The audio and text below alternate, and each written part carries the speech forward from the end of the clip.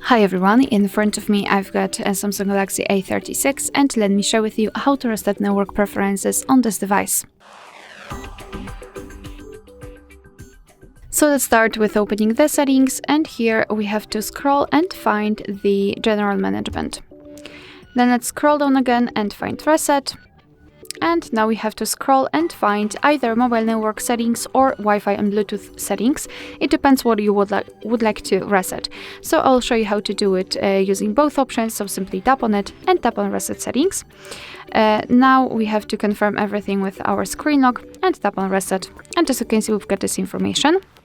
Let's go back, and Wi-Fi and Bluetooth settings, basically it works the same. Just tap on reset settings and everything will be completed in a second.